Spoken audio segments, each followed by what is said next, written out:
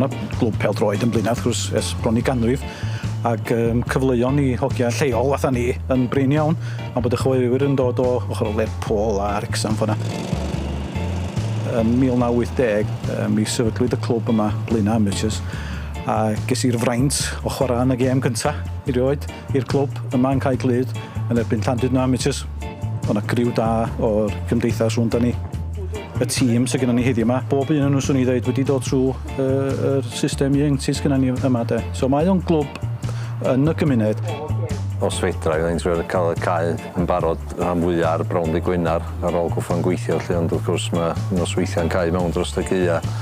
So byddai'n trio dod lawr i'r cae gwmpas o 8 o'cloch bora, fel mae'n goleuo de.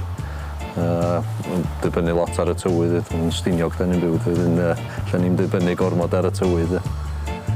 Mae'n haid yn un o rhai sefydlodd y glwb yn y 80au cynnar efo'r Robin Llywelyn. A ia, dwi'n meddwl bod o'n un ar rwla yn helpu ni cael canlyniadau. Ond na dwi'n teimlo bod yna gyfrifoldeb arna i fan. I trio symud y clwb ymlaen.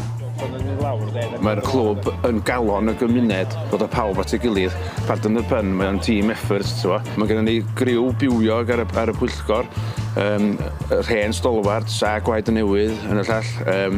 Mae gennym ni lywydd charismatic yn Mickey Blwm. Ne, mae'n griw da, mae wan does. Oes. Pawb yn cymryd rhan, mae pawb yn rhan mowr o'r gymuned mae wan dydy. Mae'n bwysig dydy.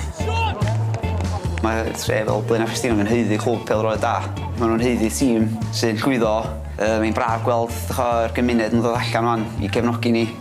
Lot o waith i ddiolch i weld gyn y pobl yma, ond heb chrian yn cantin, cen ar y giat.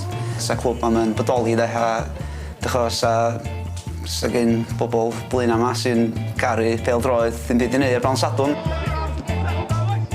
Mae'n blesar, yn enwedig tymor yma, de mae'r hogiau'n fflio mynd ar dop y lig, a mae yna ysbryd dda. Mae'r ysbryd ar y cae ac ar y teras os lici di. Os di yn un, dyna beth yw'r peth pwysig. Ar ben hynny, mae'n uffan o hwyl, dydi. Does na'm byd gwell di ar ddi Sadwrn nag oes o dod a dilyn y dîm.